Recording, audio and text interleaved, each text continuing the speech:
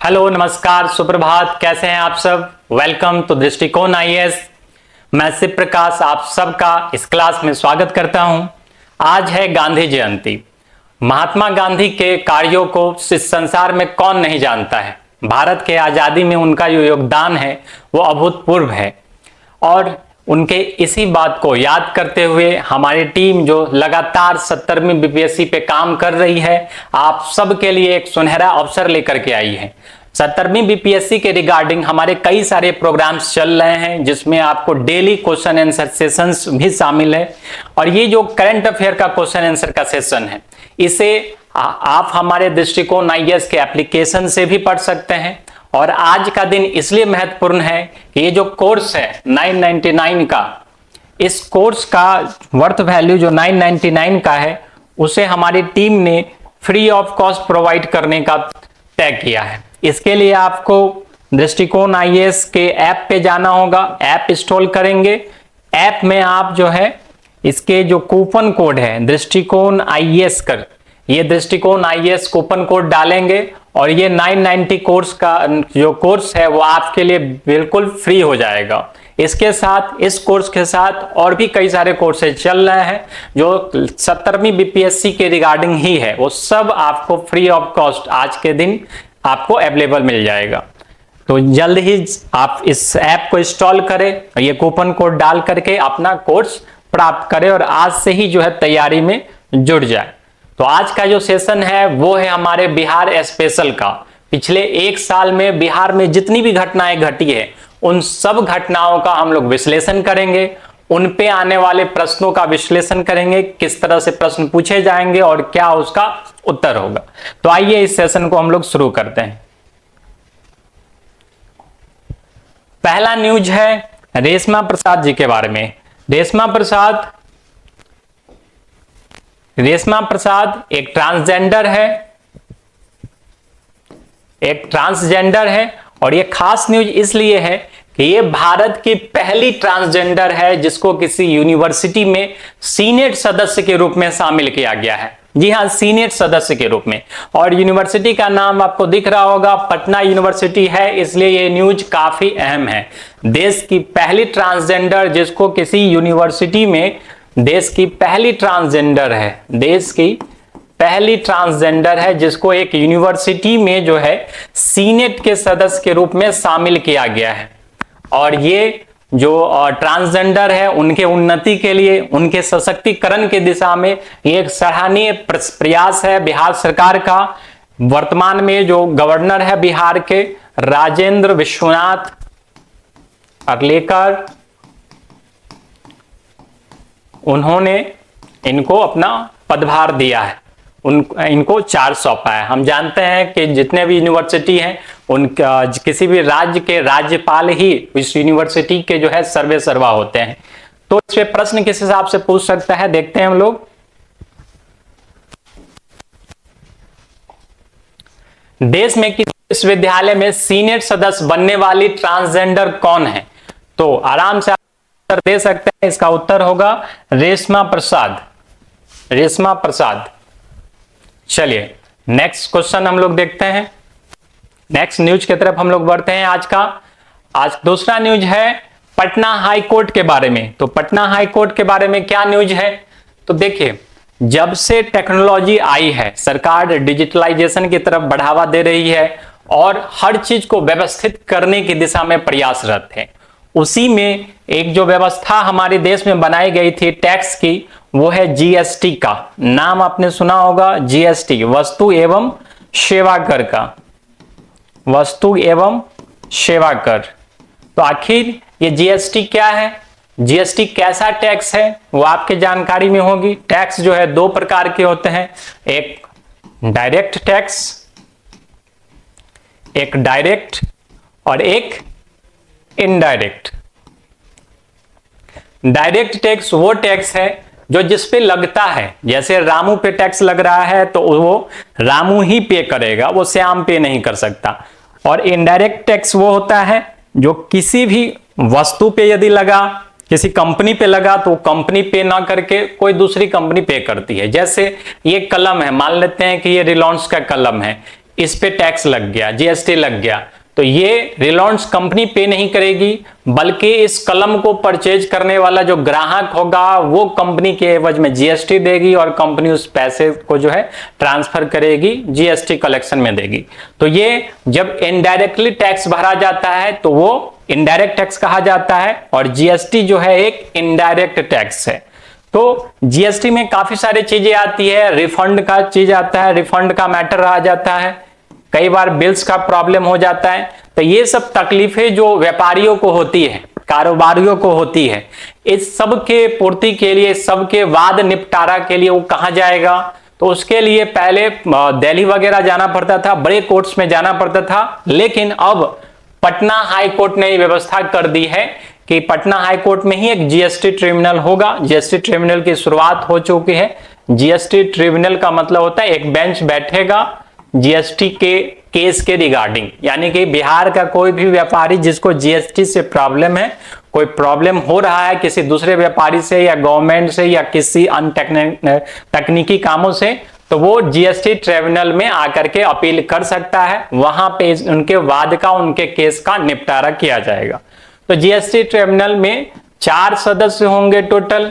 ये 4 सदस्य में जो है 2 न्यायिक प्रकार के होंगे। न्यायिक मतलब वो जजमेंट वगैरह करेंगे, और 2 टेक्निकल होंगे जो जीएसटी के टेक्निकलिटी को जानते हैं, तकनीकी को जानते हैं, जैसे आईजीएसटी, यूटीजीएसटी, एसजीएसटी, ये सब जीएसटी कलेक्शन किस प्रकार से होगा और क्या उसका प्रोसीजर, उस सब टेक्निकलिटी को जानते हैं। और 2 होंगे जो न्यायिक, जो जजमेंट वगैरह पास करेंगे। तो ये 4 सदस्यीय ट्रिब्यूनल का गठन कर दिया गया है पटना हाई कोर्ट में। तो पटना हाई कोर्ट के बारे में थोड़ा सा जान लेते हैं। पटना हाई कोर्ट का जो स्थापना है 3 फरवरी 1916 को हो गया था। इसका जो अभी वर्तमान में जो चीफ जस्टिस साहब हैं ये है कृष्णन विनोद चंद्रन। कृष्णन विनोद चंद्रन ये इनके चीफ जस्टिस है वर्तमान में। चलिए, तो समझ गए GST tribunal Patna high court में जो है जीएसटी ट्रिब्यूनल का गठन कर दिया गया है। क्या काम होता है वो भी हम लोग समझ गए। 4 सदस्य है, 2 न्यायिक और 2 टेक्निकल। पटना हाई कोर्ट का स्थापना 3 फरवरी 1916। पटना के वर्तमान चीफ जस्टिस कृष्णन विनोद चंद्रन है। ठीक है, चलिए इस पे क्वेश्चन आंसर किस हिसाब से पूछा जा सकता है देखते हैं हम लोग। हाल ही में बिहार के किस कोर्ट में जीएसटी ट्रिब्यूनल शुरू की गई है? तो आराम से हम लोग बना सकते हैं किस कोर्ट में शुरू की गई है, तो ये पटना हाई कोर्ट में शुरू की गई है। पटना हाई कोर्ट में शुरू की गई है। अगर आपको वापस से इसको रिवाइज करना होगा तो इसका जो भी पीडीएफ है ये टेलीग्राम पे अवेलेबल है, आपके एप्लीकेशन पे भी ये अवेलेबल होगा, वहां से आप डाउनलोड कर सकते हैं। वीडियो को आप पूरा देख लीजिए और उसके बाद से खुद से उस पर प्रयास कीजिएगा बनाने का, और यही पढ़ाई का सही तरीका है, यही जो है प्रैक्टिकल रिवीजन है। और इस तरह से रिवीजन कीजिएगा तो कभी भी एग्जाम में आपको एक कंफ्यूजन वाली स्थिति नहीं होगी कि ए भी पढ़े थे, सी भी पढ़े थे, ये वाली कंफ्यूजन नहीं होगी। चलिए नेक्स्ट हम लोग न्यूज देखते हैं। नेक्स्ट न्यूज है क्रूज का, यानी कि जलयान का। तो बिहार में जो जलयान है, जलमार्ग है, जल पर्यटन को बढ़ावा देने के लिए, यानी देखिए प्राचीन काल से ही जो है जो पानी का रास्ता है वो सबसे ज्यादा लोकप्रिय था ट्रांसपोर्टेशन के माध्यम से, आप जानते हैं इस चीज को। और वर्तमान में जो काफी सारे ट्रांसपोर्ट के सिस्टम आ गए हैं, सबसे ज्यादा जो पॉपुलर इंडिया में है वो हम जानते हैं कि रेलवे है। तो जलयान की तरफ, जलमार्ग की तरफ लोग कम ध्यान देते हैं, और उसी चीज को बढ़ावा देने के लिए जो पर्यटन विभाग है, पर्यटन विभाग ने जो है ये टाई अप किया है भारत अंतर्देशीय जलमार्ग से, अंतर्देशीय जलमार्ग से। और क्या टाई अप है कि बिहार के 2 महत्वपूर्ण स्टॉप के बीच जो है जलयान चलाया जाएगा, क्रूज वेसल चलाया जाएगा, क्रूज वेसल चलाया जाएगा। ठीक है, क्रूज वेसल चलाया जाएगा, वो जहाज चलाया जाएगा, जलयान चलाया जाएगा। ये 2 स्पोर्ट कौन सा है? तो एक है पटना और दूसरा है भागलपुर। दोनों जो जलयान, 2 जलयान चलेंगे, जो जलयान चलेंगे वो पटना के सारे घाट को दिखाते हुए भागलपुर तक पहुंचेंगे। यहां से जो रिटर्न होंगे भागलपुर के सारे घाट को लेकर के पटना के घाट तक आएंगे। इस जलयान का जो स्पीड होगा वो 15 किलोमीटर पर आवर के हिसाब से ये जलयान चलेगा। इसी का जो न्यूज है विस्तार है। ये रोपैक्स वेसल है, ये एक रोपैक्स वेसल है। रोपैक्स का मतलब कि इस पे आप जो है अपना सामान वगैरह सब कुछ जो है साथ ही साथ ले जा सकते हैं, आपको उतरने की इसमें आवश्यकता नहीं। किसी अगर आप गाड़ी वाड़ी से जा रहे हैं तो आपको उतरने की आवश्यकता नहीं पड़ेगी। तो ये रोपैक्स वेसल है। चलिए, भागलपुर के कहलगांव, सुल्तानगंज, बटेश्वर स्थान होते हुए चलेगी, पटना के सभी घाट होते हुए, कंगन घाट से गुरु गोविंद सिंह की जन्मस्थली श्री हरमिंदर साहब। तो जितने भी इंपॉर्टेंट घाट है वो सबका दर्शन करवाते हुए जो है ये पटना और भागलपुर के बीच में चलेगी। इससे दो चीज होगा, पहला तो बिहार में पर्यटन को बढ़ावा मिलेगा, और दूसरा कि जो सबसे सस्ता यातायात का साधन है हमारा जल मार्ग का, वो उसमें भी बढ़ावा मिलेगा। चलिए अगला इस पे प्रश्न देख लेते हैं। प्रश्न किस हिसाब से पूछा जाएगा, तो रिवर क्रूज को बढ़ावा देने के लिए बिहार के किन दो जिलों के बीच जलयान का संचालन शुरू हुआ है। तो न्यूज आप देखे होंगे तो आराम से इसमें टिक कर सकते हैं। To promote river cruise operation of watercraft has started between which two district of Bihar. तो ये पटना और भागलपुर हो जाएगा। जानते हैं पटना भागलपुर जो है दोनों ही गंगा नदी का प्रमुख केंद्र है, कई सारे अच्छे अच्छे घाट है पटना और भागलपुर में। तो चलिए नेक्स्ट न्यूज हम लोग देखते हैं। नेक्स्ट न्यूज क्या है,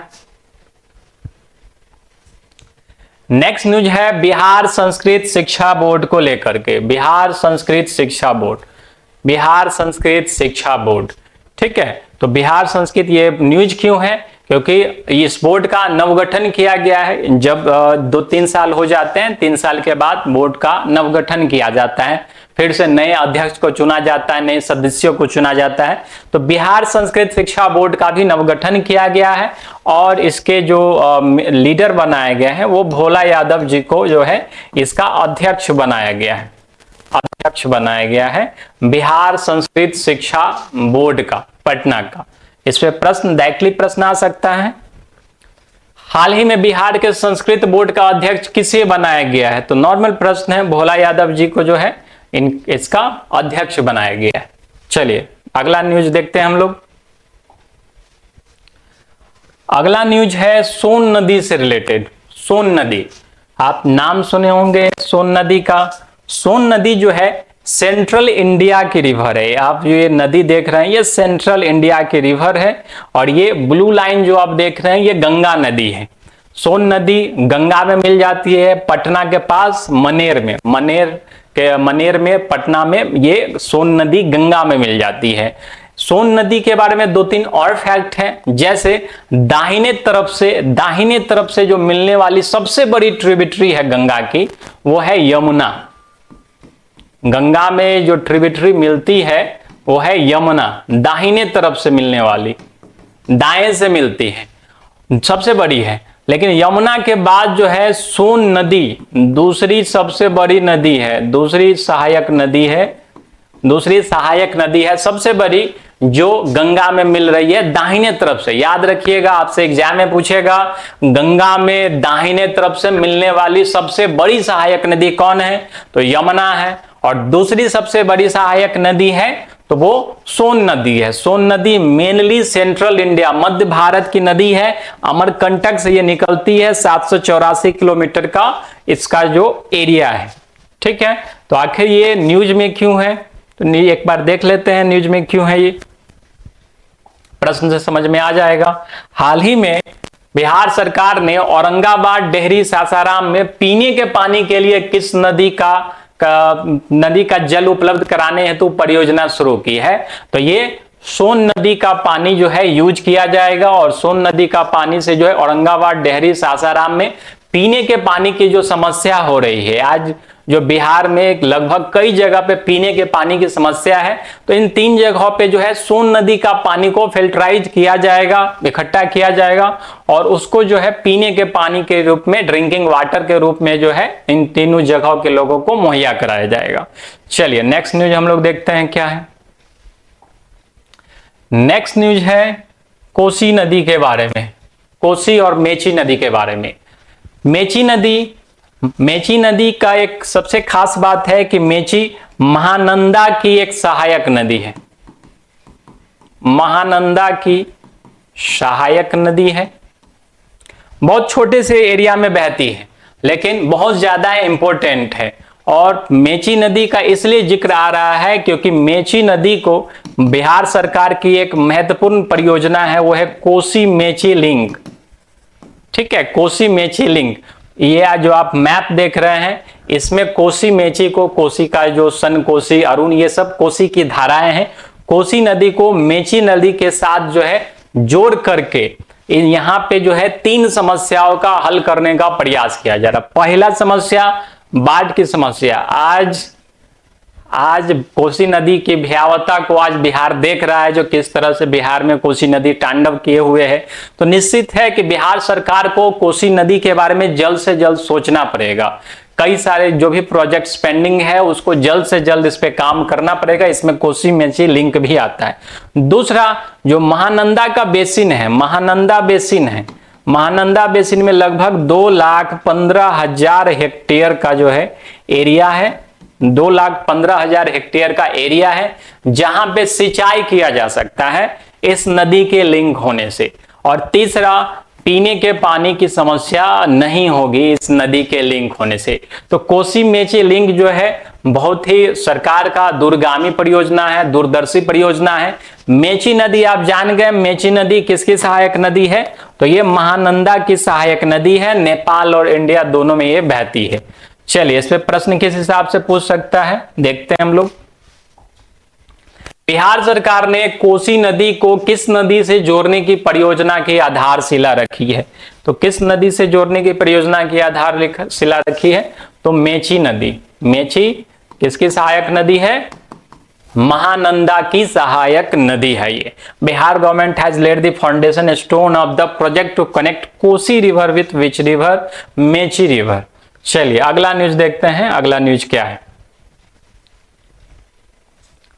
अगला न्यूज है वर्ल्ड बैंक के बारे में। तो देखिए, जब किसी नॉर्मल हम आपको प्रॉब्लम होगा तो हम आप लोन वगैरह के लिए कहां जाएंगे? बैंक में जाएंगे ऑफ कोर्स। लेकिन जब देशों को प्रॉब्लम होती है तो ये वर्ल्ड बैंक में जाते हैं, दुनिया विश्व बैंक में जाते हैं, विश्व बैंक में जाते हैं। अब प्रश्न आता है विश्व बैंक के बारे में, कुछ कुछ चीजें जो एग्जाम में पूछा जाता है। विश्व बैंक का गठन कब हुआ? 1944 में ब्रेटन वुड कॉन्फ्रेंस में। ब्रेटन वुड कॉन्फ्रेंस, आखिर नाम क्यों पड़ गया? क्योंकि जगह पे इसका जो ये कॉन्फ्रेंस हुआ था, सम्मेलन हुआ था, वो जगह ब्रेटन वुड था। इस कारण से उस पूरे कॉन्फ्रेंस का नाम ही ब्रेटन वुड कॉन्फ्रेंस हो गया। जैसे शिमला में होता है तो शिमला सम्मेलन, दिल्ली में होता है दिल्ली सम्मेलन, उस हिसाब से ब्रेटन वुड में हुआ तो ब्रेटन वुड कॉन्फ्रेंस हो गया। यहाँ पे 2 संस्थाओं के गठन का ये मंजूरी मिला था। पहला तो विश्व बैंक और दूसरा विश्व बैंक के साथ साथ IMF यानी कि अंतर्राष्ट्रीय मुद्रा कोष, अंतर्राष्ट्रीय मुद्रा कोष IMF। इस कारण से एग्जाम में पूछा भी हुआ है आपके बीपीएससी एग्जाम में कि ब्रेटन वुड की जुड़वा बहनें किसको कहा जाता है? तो ये वर्ल्ड बैंक और IMF को ब्रेटन वुड की जुड़वा बहनें कहा जाता है, ट्विन सिस्टर कहा जाता है, ट्विंस कहा जाता है, ट्विंस ऑफ ब्रेटन वुड। कौन हो गया? वर्ल्ड बैंक और ये IMF, अंतर्राष्ट्रीय मुद्रा कोष। तो वर्ल्ड बैंक का जो मेन फोकस रहता है वो है फूड सिक्योरिटी। पूरे दुनिया में जो है भूखमरी खत्म होनी चाहिए, उसके लिए देशों को अगर लोन चाहिए तो वो लोन प्रोवाइड करती है, बेहिचक लोन प्रोवाइड करती है, सॉफ्ट लोन देती है। कहीं पे भी दुनिया में कोई भी देश में कोई भी लोग जो है भूखमरी का शिकार ना हो, इसको सुनिश्चित करना, इस पे ध्यान रखता है वर्ल्ड बैंक। दूसरा क्लाइमेट चेंज। क्लाइमेट चेंज यानी जलवायु परिवर्तन के कारण या जलवायु के कारण कोई प्राकृतिक आपदा वगैरह आ रही है, जैसे नेपाल में आज के टाइम में बाढ़ आया हुआ है, तो इस आपदा को दूर करने के लिए जब बाढ़ खत्म हो जाएगा, उसका पूरा इंफ्रास्ट्रक्चर तबाह हो गया है, अब इतने बड़ी मात्रा में उसको खड़ा होने के लिए देश को चाहिए पैसा। वो पैसा कौन देगा? वर्ल्ड बैंक देगा। वर्ल्ड बैंक से लोन लेकर के वो देश अपना जो है इंफ्रास्ट्रक्चर फिर से खड़ा करेगा, तैयार करेगा, पटरी पे आएगा और फिर जो है धीरे धीरे वर्ल्ड बैंक को रिपे करेगा। वर्ल्ड बैंक जब भी लोन देता है लॉन्ग टाइम के लिए होता है और शॉर्ट इंटरेस्ट के लिए होता है। ठीक है। तो वर्ल्ड बैंक का 2 टारगेट है, food security and climate change. इसी पर्पज से जो है देशों को लोन देता है।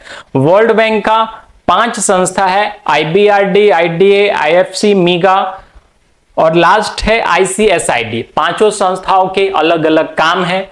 कई सारे संस्था बिजनेस पर्पस से भी लोन देते हैं, कई सारे संस्था बिजनेस डिस्प्यूट को भी सुलझाते हैं देशों के बीच में।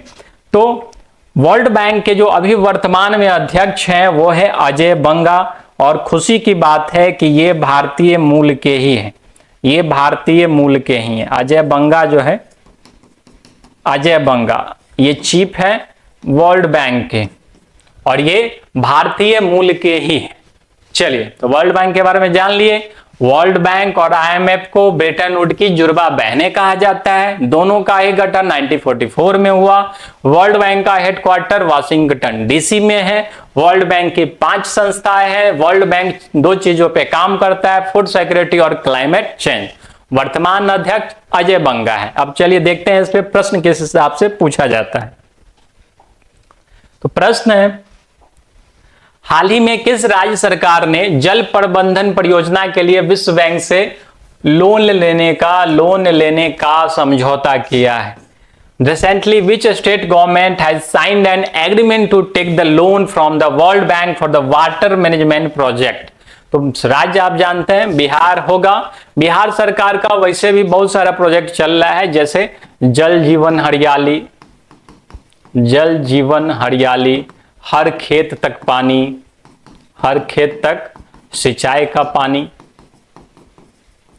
तो आदि कई सारी परियोजनाएं चल रही है। इन परियोजनाएं के लिए चाहिए पैसा, और इस कंप्लीट प्रोजेक्ट का जो 70% होगा ये वर्ल्ड बैंक प्रोवाइड करेगा। यही लोन का एग्रीमेंट है बिहार सरकार के साथ, ये एग्रीमेंट हुआ है वर्ल्ड बैंक का, तो इस चीज को ध्यान में रखिएगा। चलिए अगले न्यूज की तरफ हम लोग बढ़ते हैं। अगला न्यूज है अमृत भारत स्टेशन का। हम जानते हैं कि भारत में आज सबसे लोकप्रिय यातायात का साधन रेलवे ही है, और इस रेलवे के क्या जो भी वर्तमान का इंफ्रास्ट्रक्चर वो जान रहे हैं। कुछ स्टेशनों को छोड़ दे तो बाद बाकी स्टेशनों की हालत अभी भी बहुत खस्ती है। दूर दराज किसी गांव में जाते हैं और काफी सारे रिमोट एरियाज में जाते हैं तो वहां के स्टेशन की स्थिति काफी खराब है, और जो बाहर के स्टेशन है एक डिस्ट्रिक्ट के अच्छे स्टेशन है उनकी भी इंफ्रास्ट्रक्चर बहुत ज्यादा बेहतर नहीं कह सकते हैं आज के टाइम के हिसाब से, 2024 के हिसाब से। तो इन्हीं इंफ्रास्ट्रक्चर को डेवलप करने के लिए और रेलवे को प्रमोट करने के लिए एक पब्लिक ट्रांसपोर्ट सिस्टम के रूप में ये योजना लॉन्च की गई थी, अमृत भारत योजना, अमृत भारत स्टेशन स्कीम। ये फरवरी 2023 में लॉन्च की गई थी। वर्तमान में जो रेल मंत्री है वो हमारे अश्विनी वैष्णव साहब है, अश्विनी वैष्णव साहब है। चलिए इस पे प्रश्न किस हिसाब से पूछ सकता है? अमृत भारत स्टेशन योजना का आरंभ किस वर्ष हुआ है? तो ये 2023 में इस योजना का आरंभ किया गया। बिहार में भी लगभग 38 स्टेशन जो है इस योजना से लाभान्वित हो रहे हैं। हर जगह जो है काम चालू है।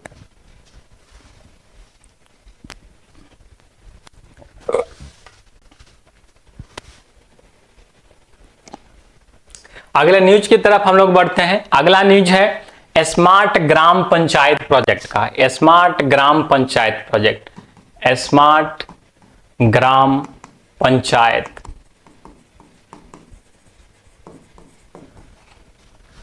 कोई भी ग्राम पंचायत, कोई भी शहर स्मार्ट कब बन सकता है? जब टेक्निकल फील्ड में वो ग्रो करे। स्मार्ट, यहाँ पे स्मार्ट कहने का सेंस ही है कि वो डिजिटलाइज्ड हो जाए, कंप्लीटली डिजिटलाइज हो जाए, सारा वर्क उसका सिस्टम के हिसाब से हो, कंप्यूटर के हिसाब से हो।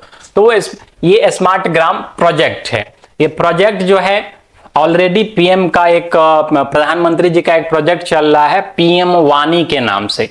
पीएम वानी का फुल फॉर्म होता है WiFi access network interface. PM वानी जो है, पीएम वानी मेनली जो है रिमोट एरियाज में, यानी गांव का जो एरियाज है वहां पे इंटरनेट कनेक्शंस को बढ़ावा देने के लिए ये योजना लॉन्च की गई थी। और भारत जो है, भारत कंप्लीट रूप से तब तक डिजिटलाइज नहीं हो सकता जब तक कि उसका ग्राम पंचायत, सारा गांव डिजिटलाइज न हो जाए।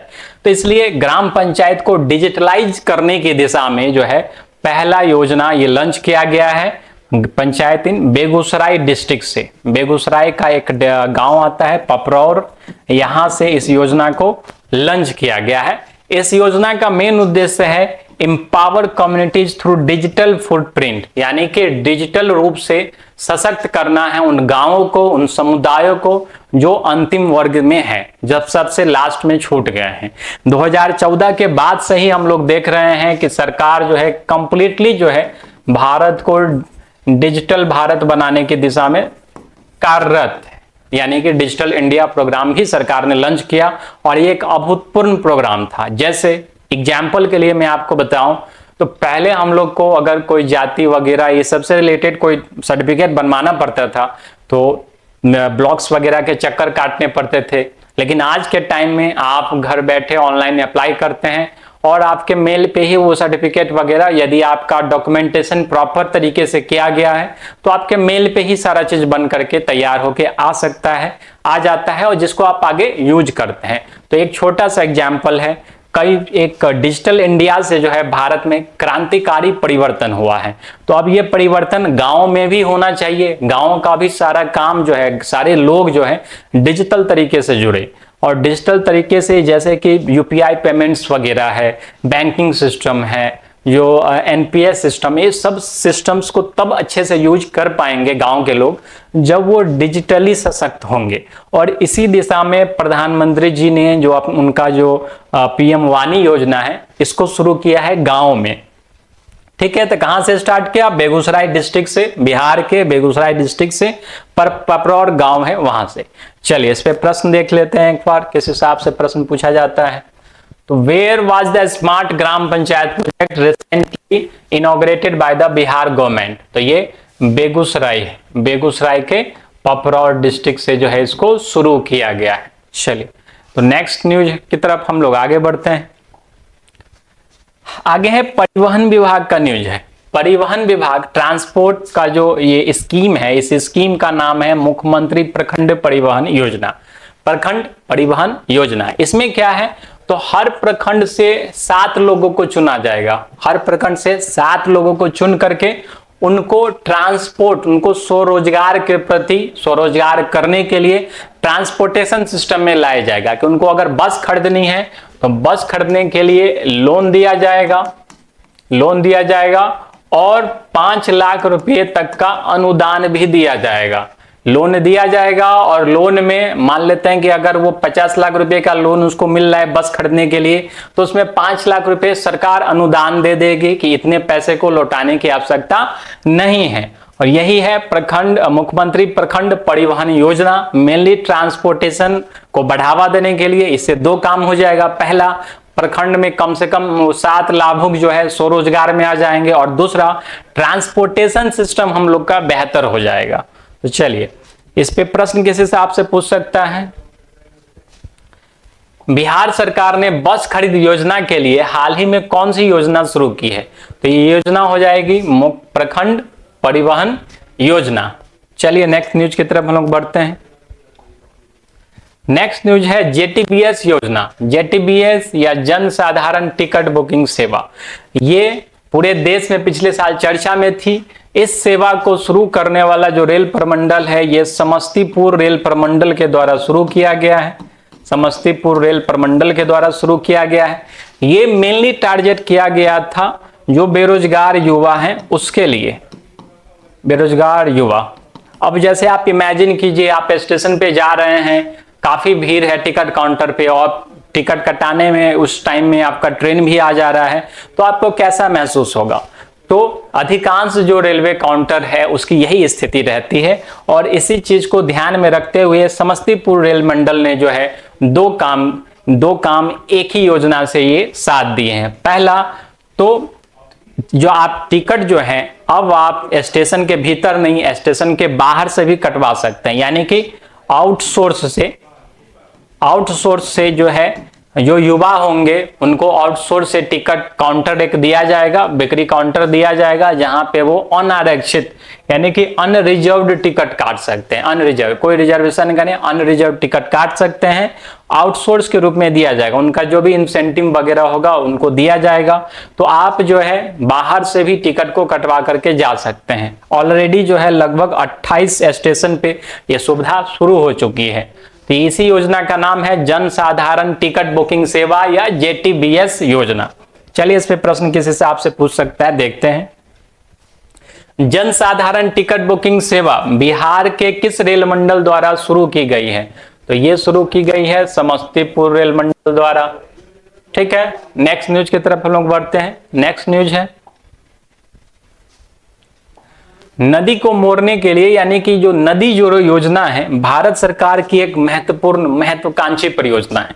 भारत में इतनी सारी नदियां हैं, फिर भी जो है यहाँ पीने के पानी का स्कार्सिटी है, पीने के पानी का स्कार्सिटी है। और कहीं पे जो है बाढ़ की समस्या रहती है, यानी कि एक तरफ लोग पीने के पानी के लिए तरसते हैं और दूसरी तरफ बाढ़ से त्रस्त रहते हैं। तो इस सब का एक ही सॉल्यूशन है कि सारे नदियों को जोड़ करके एक प्रोजेक्ट बनाया जाए जिसमें सारे नदियों को जोड़ा जाए। जो नदियां सूख जाती है वहां पे फिर से पानी आ जाएगा और वहां के लोगों को इससे लाभ होगा। दूसरा, जो नदी में अतिरिक्त पानी आ जाता है बाढ़ के टाइम में, बरसात के मौसम में, वो जो है शिफ्ट हो जाएगा दूसरी तरफ, तो बाढ़ का समस्या भी खत्म हो जाएगा। इसके लिए जो है पिछली सरकारों ने भी काफी ज्यादा काम किया और मोदी जी के नेतृत्व में जो है ये काम जो है बहुत ही तेज गति से चल रहा है। तो इसी काम में जो है इसी पे एक प्रश्न आ रहा है। हाल ही में बिहार सरकार ने नदी जोड़ो योजना के लिए गंडक नदी को किस नदी के साथ जोड़ने की योजना बनाई है? तो गंडक नदी को गंगा नदी के साथ जोड़ने की योजना बनाई है। ठीक है, ताकि जो तीन चीजें हैं, तीन प्रॉब्लम है, ये दूर हो सके। पहला, नदी जोड़ो योजना से बाढ़ का प्रॉब्लम दूर होगा। दूसरा, पीने का पानी का समस्या दूर होगा। और तीसरा, ट्रांसपोर्टेशन यानी कि यातायात सिस्टम जो है बेहतर होगा। चलिए नेक्स्ट न्यूज हम लोग देखते हैं। नेक्स्ट न्यूज, आप इस सीमेंट कंपनी के बारे में जानते होंगे जो प्रचार देता है, इस सीमेंट में जान है, अंबुजा सीमेंट। ये गौतम अदानी जी की ही कंपनी है। गौतम अदानी एक जाने माने इंडस्ट्रियलिस्ट हैं, भारत के उद्योगपतियों में से एक है अदानी ग्रुप्स, गौतम अदानी। इनकी एक सहायक कंपनी है अंबुजा सीमेंट की कंपनी। चर्चा में क्यों है बिहार में? तो बिहार में ये कंपनी जो है इन्वेस्ट कर रही है, लगभग 1600 करोड़ का प्रोजेक्ट लगा रही है। ये प्रोजेक्ट जो है ये लगा रही है नवादा में, नवादा बिहार में। ये प्रोजेक्ट में क्या होगा? अंबुजा सीमेंट अपनी सीमेंट ग्राइंडिंग यूनिट जो है यहां पे लगा रही है। अंबुजा सीमेंट अपनी सीमेंट ग्राइंडिंग यूनिट यहां पे लगा रही है और इससे जो है लगभग 250 डायरेक्ट जॉब आ रहा है इस कंपनी के आने से, और 1000 जो है इनडायरेक्ट जॉब आएगा। और सिर्फ इतना ही नहीं, जैसे कि ये कंपनी लगा रही है तो फिर अन्य कंपनी भी प्रमोट हो रही है और वो भी जो है यहाँ पे अपनी अपनी जो है शाखाएं एस्टैब्लिश कर रही है। तो इस पे एक प्रश्न बन सकता है। प्रश्न है, हाल ही में अंबुजा सीमेंट लिमिटेड ने किस जिले में अपनी सीमेंट ग्राइंडिंग इकाई की आधारशिला रखी है? Recently Ambuja cement limited has laid the foundation stone of its cement grinding unit in which district? तो यह है नवादा, नवादा डिस्ट्रिक्ट में अपना सीमेंट ग्राइंडिंग यूनिट बनाया है अंबुजा सीमेंट। चलिए, जीएसटी कलेक्शन, जो जीएसटी कलेक्शन है इस बार का वो काफी बेहतर रहा है बिहार का। जीएसटी में आप जान ही गए हैं, जीएसटी शुरू में भी हम लोगों ने चर्चा की है कि जीएसटी एक इनडायरेक्ट टैक्स है। अब डायरेक्ट इनडायरेक्ट क्या होता है, मैंने शुरू में ही इस चीज को बताया है कि वो कर जो जिस पे लगता है वो नहीं चुकाता है। जैसे कि एक कलम पे लगने वाला टैक्स और इस कलम को खरीदने वाला चुकाएगा, चाहे वो एक्स खरीदे वाई खरीदे। ठीक है, जीएसटी कलेक्शन में जो है बिहार का काफी अच्छा परफॉर्मेंस रहा है इस वित्तीय वर्ष में, यानी कि 23-24 में जो है कलेक्शन लगभग 18.13% रहा है। और इसी से जो है एक बेहतर परफॉर्मेंस किया है बिहार ने। तो इस पे प्रश्न भी आ सकता है। जैसे अगला प्रश्न देखते हैं। एक प्रश्न जो है इकोनॉमिक सर्वे से, एक दो प्रश्न इकोनॉमी जो बजट है, बजट से निश्चित आपके एग्जाम में रहेगा ही। देखते हैं प्रश्न क्या है। वित्तीय वर्ष 2023-24 में बिहार में वस्तु एवं सेवा कर जीएसटी संग्रह में लगभग कितने प्रतिशत की वृद्धि देखी गई है? तो ये वृद्धि जो है लगभग 18% है। अभी मैंने बताया कि पिछले साल के हिसाब से 18.13% जो है ज्यादा कलेक्शन हुआ है जीएसटी का। ठीक है, चलिए अगले न्यूज की तरफ हम लोग बढ़ते हैं। दिसंबर 2023 में जो है पटना में एक भव्य आयोजन किया गया था, एक बिजनेस समिट किया गया था पटना में, और ये था बिजनेस समिट का नाम था बिजनेस कनेक्ट 2023। आप तस्वीर में देख सकते हैं, ये तत्कालीन जो उद्योग मंत्री थे समीर कुमार महासेठ, और ये हमारे मुख्यमंत्री नीतीश कुमार जी हैं। तो इस आयोजन से क्या लाभ मिला है? इस आयोजन से जो है बिहार को भारी मात्रा में निवेश मिला है। जैसे कि पिछले न्यूज में हम लोगों ने देखा था अंबुजा सीमेंट के बारे में, वो अपनी फैक्ट्री लगा रही है। इसी तरह से टाटा वगैरह भी कई सारे बड़े बड़े ब्रांड्स जो है वो बिहार आ रहे हैं, अपनी फैक्ट्रियां लगा रहे हैं। तो दो चीजें इससे हो रही है। पहला तो यहाँ का जो बेरोजगारी है वो खत्म हो रहा है, धीरे धीरे उस दिशा में हम लोग जा रहे हैं, बेरोजगारी खत्म हो। दूसरा, बिहार का जो इकोनॉमी है वो डेवलप होगा। बिहार का इकोनॉमी डेवलप होगा तो यहाँ इंफ्रास्ट्रक्चर भी आएगा, इंफ्रास्ट्रक्चर भी उसी हिसाब से डेवलप किया जाएगा। तो एक कंपनी को ग्रो करने के लिए आज के टाइम में जो है जो भी इंफ्रास्ट्रक्चर चाहिए वो अवेलेबल है। तो इसलिए जो भी बड़े ब्रांड्स है वो धीरे धीरे अब बिहार की ओर आकर्षित हो रहे हैं। पिछले 10 साल में जो है 10-15 सालों में नीतीश कुमार जी के नेतृत्व में बिहार ने अब संरचना के फील्ड में, बाद बाकी कई सारे फील्डों में जो है अच्छा काम किया, जिसमें सबसे सराहनीय काम उनका इंफ्रास्ट्रक्चर ही है।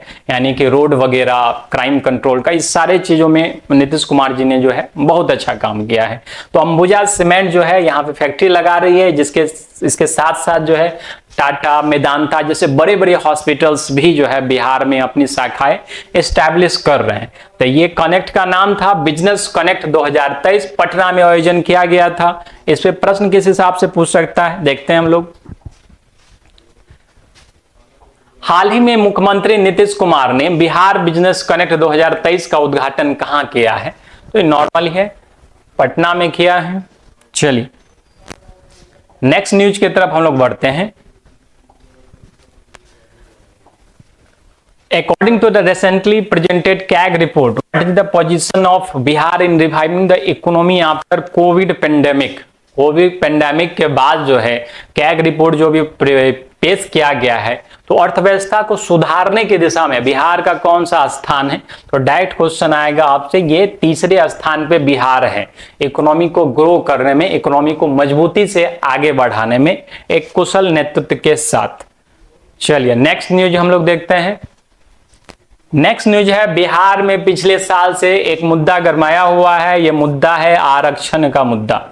आरक्षण का मुद्दा हम लोग जानते हैं कि 2023 में जो बिहार सरकार है उसने कास्ट सेंसस करवाया था, डाटा रिलीज किया था, और उस डाटे से पता चला कि यहाँ पे जो है ओबीसी की जनसंख्या ज्यादा है, और उसके मद्देनजर जो रिजर्वेशन है उसको 60 से जो है 75% करने का निर्णय कर लिया गया कि 75% रिजर्वेशन रहेगा सारे लोगों के लिए और 25% जनरल लोगों के लिए रहेगा, जनसंख्या के हिसाब से रहेगा। इस बिल पे जो है, इस प्रस्ताव पे पटना हाई कोर्ट ने रोक लगा दी। पटना हाई कोर्ट पे रोक लगा दी। सरकार जो है पटना हाई कोर्ट के अगेंस्ट में चली गई सुप्रीम कोर्ट, वहां पे अपील किया, और सुप्रीम कोर्ट ने भी पटना हाई कोर्ट के जो रोक है उसको सही ठहराया और एक केस का जिक्र किया। इस केस का नाम था इंदिरा सहनी वर्सेस भारत संघ 1992, Indira Sahani versus Indian union 1992, जिसमें सुप्रीम कोर्ट ने जिक्र किया है कि रिजर्वेशन की जो लिमिट है वो 50% को क्रॉस नहीं करेगी। यानी मैक्सिमम रिजर्वेशन कोई भी स्टेट जो दे सकता है वो 50% है, कोई भी सरकार जो दे सकती है आरक्षण वो 50% से ज्यादा नहीं होना चाहिए। और इसी केस का हवाला देते हुए सुप्रीम कोर्ट ने पटना न्याय हाई कोर्ट के आदेश को सही ठहराया और इस पे रोक लगा दी। तो इस पे जो है ये केस चर्चा में आ गया है, तो इस केस को आप याद रखिएगा, इस पे प्रश्न बनाया जा सकता है, बन सकता है। बिहार में चर्चा में आए इंदिरा सहनी बनाम भारत संघ किससे संबंधित है? तो ये आरक्षण से संबंधित है। चलिए नेक्स्ट न्यूज की तरफ हम लोग बढ़ते हैं। नेक्स्ट न्यूज है,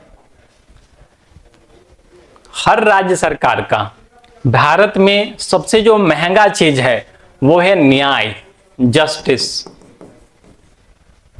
एक गरीब आदमी की जो है काफी बुरी हालत हो जाती है जब वो कोर्ट कचहरी के चक्कर काटता है, और इसी चीज के लिए सरकार ने एक सर्विस शुरू किया था विधिक सेवा का लीगल एड देने का सरकार ने सेवा शुरू किया, जिसमें हर व्यक्ति को जो अफोर्ड नहीं कर सकता है वकील्स वगैरह को, उसको फ्री में जो है वकील प्रोवाइड करवाया जाएगा, सारी सुविधाएं जो है उनको फ्री में प्रोवाइड करवाई जाएगी। इसके लिए सारे कोर्ट्स में जो है एक समिति बनाई गई, वो समिति जो है उन अधिवक्ताओं को चुनती है जो फ्री में सर्विस देंगे लोगों को। ऐसे किसी भी अधिवक्ताओं को यह अधिकार नहीं होता है कि वो फ्री में सर्विस देने लगे, मतलब कि गवर्नमेंट की तरफ से। तो ये हर कोर्ट का अपना अपना होता है। तो पटना का भी जो पटना विधिक सेवा समिति है, पटना विधिक सेवा समिति, इसने भी जो है अपना एक समिति बनाया है। 8 सदस्यीय समिति का गठन किया गया है, जिसमें जो आप नाम सुने होंगे आचार्य किशोर कुणाल का, जो महावीर मंदिर के संचालक भी है, कर्ता धर्ता भी है आचार्य किशोर कुणाल, उनको भी सदस्य बनाया गया है। जस्टिस पंचोली, इनको अध्यक्ष बनाया गया है, और इसके साथ साथ जो है 6 और लोग हैं, यानी टोटल जो है 8 सदस्यीय समिति का गठन किया गया। ये समिति क्या करेगी? तो ये अधिवक्ताओं का एक पैनल तैयार करेगी, उन अधिवक्ताओं को चुनेगी जो लोगों को फ्री में सर्विस देंगे। पटना विधिक सेवा समिति के बारे में तो न्यूज समझ गए हैं। चलिए इस पे प्रश्न देख लेते हैं। प्रश्न है, हाल ही में गठित पटना विधिक सेवा समिति का अध्यक्ष किसे बनाया गया है? तो यह है जस्टिस विपुल एम पंचोली, इनको जो है अध्यक्ष चुना गया है, बनाया गया है इनको। ये समिति क्या करेगी? लॉयर्स को ये चूज करेगी, किन लॉयर्स को जो है इस समिति के तरफ से लोगों को सुविधाएं प्रदान करेगी यह समिति। चलिए नेक्स्ट न्यूज हम लोग पढ़ते हैं। नेक्स्ट न्यूज है एसजेवीएन का। एसजेवीएन क्या है? एसजेवीएन है सतलज जल विद्युत निगम। सतलज जल विद्युत निगम ये क्या काम करता है? तो ये हाइड्रो इलेक्ट्रिसिटी यानी कि पनबिजली परियोजनाओं में पनबिजली परियोजना करता है, ऊर्जा उत्पादन करता है और उसका वितरण भी करता है। ऊर्जा उत्पादित भी करता है, वितरण भी करता है। ये 1988 में फॉर्मेशन इसका हुआ था, भारत सरकार और हिमाचल प्रदेश के बीच एग्रीमेंट हुआ, और उसके बाद जो है एसजेवीएन का गठन किया गया। ये भारत सरकार की अपनी कंपनी है, यानी कि भारत सरकार का अपना एक ये सार्वजनिक उपक्रम है, सरकारी उपक्रम है। तो इसका समझौता हुआ है आईआईटी पटना के साथ, आईआईटी पटना के साथ। तो अब एसजेवीएन को क्या जरूरी पड़ गया? तो एसजेवीएन जो पनबिजली योजना लगाती है और भी कई सारे प्रोजेक्ट करती है, तो उसको सुरंग वगैरह खोदने पड़ते हैं। अब सुरंग में खोदने में काफी सारी प्रॉब्लम्स आती है, यानी कि जो डाटा कलेक्शन है, यहाँ की जमीन कैसी है। कई सारे आप न्यूज में सुनते होंगे कि सुरंग में कई जो कामगार मजदूर है वो फंस जाते हैं। तो वैसी स्थिति में आईआईटी पटना क्या करेगी? उस एरिया का जहां सुरंग खोदना है वहां के डाटा को कलेक्ट करेगी, वहां की जमीन कैसी है, खोदने लायक है कि नहीं, और भी जो टेक्निकल डाटा है उस चीज को कनेक्ट करेगी, जिससे जो है दोनों कंपनी के टाई अप होने से, समझौता होने से कम लागत होगी, जोखिम की संभावना कम हो जाएगी, जोखिम कम हो जाएगा, यानी कि कोई भी अप्रत्याशित घटना कम हो जाएगी। ठीक है, तो एसजेवीएन ने सतलज जल विद्युत निगम ने आईआईटी पटना के साथ समझौता किया सुरंग परियोजना वगैरह के लिए। ठीक है, सतलज जल विद्युत निगम का काम क्या है? जो हाइड्रो इलेक्ट्रिसिटी प्रोजेक्ट है, विद्युत ऊर्जा उत्पादन करना, उसका ट्रांसमिशन करना। सतलज जल विद्युत निगम जो है भारत सरकार की अपनी उपक्रम है। चलिए इस पे प्रश्न कैसे पूछ सकता है देखते हैं हम लोग। हाल ही में सतलज जल विद्युत निगम ने अपनी सुरंग परियोजना के लिए बिहार के किस संस्थान के साथ समझौता ज्ञापन किया है? तो यह समझौता ज्ञापन किसके साथ किया है? आईआईटी पटना के साथ किया है। नेक्स्ट हम लोग आते हैं, बिहार में जो है 3 नए पावर सब स्टेशन का निर्माण किया जा रहा है, क्योंकि आप आए दिन सुनते होंगे कि हॉस्पिटल की लाइट चली गई और वहां पे मोबाइल के लाइट में जो है ये इलाज चल रहा है। तो ऐसी स्थितियों का सामना न करना पड़े बिहार को, इसलिए 3 जगहों पे, वैशाली, बेगूसराय और बिहार शरीफ, यहाँ पे 3 नए पावर सब स्टेशन का निर्माण किया जा रहा है, जिससे बिहार में 24/7 जो है बिजली की आपूर्ति बनी रहे। इस पर डायरेक्टली प्रश्न आ सकता है, जो हाल ही में स्वीकृत नए पावर सब स्टेशन के निर्माण में कौन शामिल नहीं है? तो वैशाली में बन ही रहा है, बेगूसराय में भी बन रहा है, बिहार शरीफ में भी बन रहा है, तो दरभंगा जो है इसमें शामिल नए वाले में नहीं है। नेक्स्ट हम लोग देखते हैं, नेक्स्ट है डोमेस्टिक एनर्जी का, जो घरेलू बिजली है। हम जानते हैं कि बिजली का जो खपत होता है वो 2 टाइप से होता है, एक जो घर में हम आप करते हैं, बिजली का उपभोग करते हैं अपने संसाधनों को चलाने के लिए, और दूसरा जो फैक्ट्री वगैरह में या शॉप्स वगैरह में किए जाते हैं। तो शॉप्स में जो किए जाते हैं वो कॉमर्शियल बिजली होती है, कॉमर्शियल बिजली की खपत होती है, और जो हम लोग घर में करते हैं उसको डोमेस्टिक इलेक्ट्रिसिटी कहा जाता है। तो आखिर चर्चा में क्यों है? क्योंकि बिहार जो है बाद बाकी चीज में आगे रहे ना रहे, लेकिन घरेलू बिजली खपत में वो अन्य राज्यों से आगे चल रहा है। यदि नंबर 1 की बात करें तो नंबर 1 पे आज के टाइम में ये खपत के मामले में, खपत मतलब घरेलू बिजली खपत, डोमेस्टिक इलेक्ट्रिसिटी की खपत में जो है असम नंबर 1 पे है, 2nd पोजीशन पे झारखंड है, और 3rd पोजीशन पे हमारा बिहार आ रहा है घरेलू बिजली के खपत में। ठीक है, चलिए इस पे प्रश्न आ सकता है, देखते हैं। 2 अक्टूबर 2023 को जारी केंद्र सरकार की रिपोर्ट के अनुसार घरेलू बिजली उपभोक्ता मामले में बिहार कौन से स्थान पे है? तो बिहार जो है 3य स्थान पे है। यदि पहला पूछता तो असम, दूसरा झारखंड और तीसरा बिहार हो जाएगा। चलिए नेक्स्ट न्यूज हम लोग देखते हैं,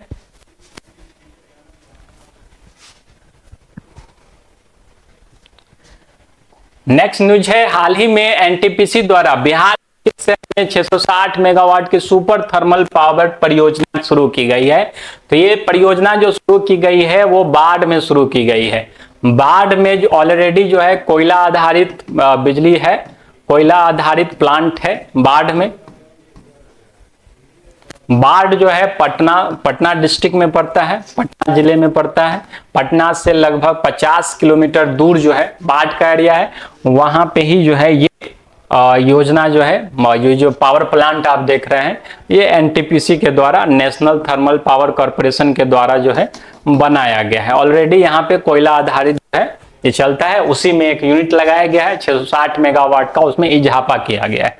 चलिए नेक्स्ट न्यूज हम लोग देखते हैं।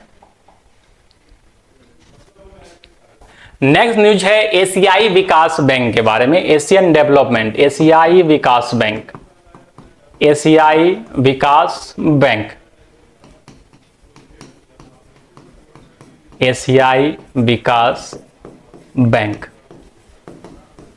चलिए तो एशियाई विकास बैंक के बारे में क्या है थोड़ा सा हम लोग जान लेते हैं कि इसका जो गठन है वो 19 दिसंबर 1966 को हुआ था। मेनली ये एक क्षेत्रीय बैंक है। क्षेत्रीय बैंक जैसे वर्ल्ड बैंक है तो ये पूरी दुनिया के लिए है, लेकिन ये एशियन कंट्रीज के, इनका जो मेन फोकस है इस बैंक का वो एशियन कंट्रीज है, एशियन कंट्री पे ये फोकस करता है। स्थापना 19 दिसंबर 1966 को हुआ था। इसका जो हेड क्वार्टर है मनीला फिलीपींस में है। ठीक है, अभी वर्तमान में मसात्सुगु असाकावा इसके प्रेसिडेंट है। मसात्सुगु असाकावा इसके प्रेसिडेंट है। ठीक है, मनीला फिलीपींस में इसका हेडक्वार्टर है। 1966 में 19 दिसंबर 1966 को इसकी स्थापना की गई थी। एशियाई विकास बैंक, ध्यान में रखिएगा, एशियाई विकास बैंक एशिया के दृष्टिकोण से, एशिया की उन्नति के लिए, उसके देशों की उन्नति के लिए, बेहतरी के लिए बनाया गया है। चलिए इस पे प्रश्न देख लेते हैं एक बार। हाल ही में बिहार सरकार ने किस राज्य के राजमार्गों के उन्नयन के लिए एडीबी के साथ समझौता किया है? एडीबी यानी कि एशियन डेवलपमेंट बैंक के साथ समझौता किया है। तो भारत सरकार ने किस राज्य के राजमार्गों के उन्नयन के लिए तो इस बार का जो इलेक्शन है, इस बार के इलेक्शन में सबसे ज्यादा जो आलोचना हुई है सरकार की वो है बिहार को लेकर के, कि बिहार से सबसे ज्यादा सांसदों के जाने के बाद भी जो है राज्य में उस हिसाब से डेवलपमेंट सरकार नहीं कर पाई है। तो इस इलेक्शन के बाद से सरकार भी जो है, केंद्र सरकार कमर कस लिए है कि बिहार में ज्यादा से ज्यादा डेवलपमेंट करना है, और उसी के राजमार्ग के लिए ऑफकोर्स इसका आंसर बिहार होगा। बिहार के राजमार्ग के लिए एडीबी के साथ समझौता किया है। एडीबी के बारे में आप जान गए हैं, 1966 में स्थापना है, मनीला फिलीपींस में जो है इसका हेडक्वार्टर है, और साथ में मसात्सुगु असाकावा जो है इसके प्रेसिडेंट है। चलिए नेक्स्ट न्यूज की तरफ हम लोग बढ़ते हैं। नेक्स्ट न्यूज है इट्स डिवाइस का, नीतीश डिवाइस, इसका नाम रखा गया है नीतीश डिवाइस, नीतीश डिवाइस। और इसका जो है कोई ऐसा नहीं कि नीतीश कुमार से इसका कोई रिलेटेड है, ये इसका नाम ही रखा गया है नीतीश डिवाइस। ये डिवाइस क्या काम करता है, तो बिहार में जो भी आपदाएं आती है, जैसे बाढ़ हो गया, सुखाड़ की समस्या हो गई, या फिर कहीं ठनका गिरने की संभावना है, या अन्य कोई प्राकृतिक आपदा है, तो ये डिवाइस क्या करेगा, इसको आप पहन सकते हैं। इस डिवाइस में क्या है कि ये पहले एक वॉइस मैसेज भेजेगा, एक चेतावनी भेजेगा, जैसे आज आपके मोबाइल पे आ जाता है आज के टाइम में कि 3 घंटे में जो है, अगले 3 घंटे में बारिश की संभावना हो रही है यहाँ पे। इसी तरह से एक वॉइस मैसेज भेजेगा कि ये आपदा जो है आपके पास आ रही है, आपके क्षेत्र में आ रही है। सेकंड, इसका जो कलर है वो ग्रीन से रेड हो जाएगा, ग्रीन से रेड हो जाएगा। और थर्ड जो है ये गर्म होना शुरू हो जाएगा, ये गर्म होगा और तब तक गर्म होता रहेगा जब तक इसका जो यूजर है वो इसको बंद ना कर दे। और इस तरह से जो है ये सामने वाले को सूचना दे देगा कि ये जो है ये प्रॉब्लम आने वाली है आपके साथ, ये आपदा आने वाली है। ठीक है, तो इस डिवाइस के बारे में एक प्रश्न पूछा जा सकता है। प्रश्न है, हाल ही में चर्चा में आए नीतीश डिवाइस का संबंध किस क्षेत्र से है? तो आप जानते हैं कि इसका जो संबंध है आपदा प्रबंधन से है, आपदा प्रबंधन से है। तो ठीक है, तो आज का जो क्लास है, आज के क्लास में हम लोगों ने 25 क्वेश्चंस लिए हैं, 25 क्वेश्चन का अच्छे से एनालिसिस किया है। इसका पीडीएफ जो है आप टेलीग्राम से भी ले सकते हैं और हमारे एप्लीकेशन को डाउनलोड करके भी ले सकते हैं। जैसा कि मैंने कहा, आज जो है अगर आप डाउनलोड करके आप इंस्टॉल करते हैं और कोर्स को परचेज करना चाहते हैं, कोर्स परचेज कर सकते हैं। गांधी जयंती के अवसर पे हमारा ये कंप्लीटली फ्री ऑफ कॉस्ट प्रयास है। ठीक है, बीपीएससी से संबंधित सारे मटेरियल्स आपको इजिली अवेलेबल करवाए जाएंगे, आपके पढ़ाई में किसी प्रकार की कोई दिक्कत ना हो। इसलिए सही चुने, सही पढ़े, अच्छे से तैयारी करें। नेक्स्ट क्लास में हम लोग अगले पार्ट के साथ मिलेंगे, तब तक के लिए धन्यवाद।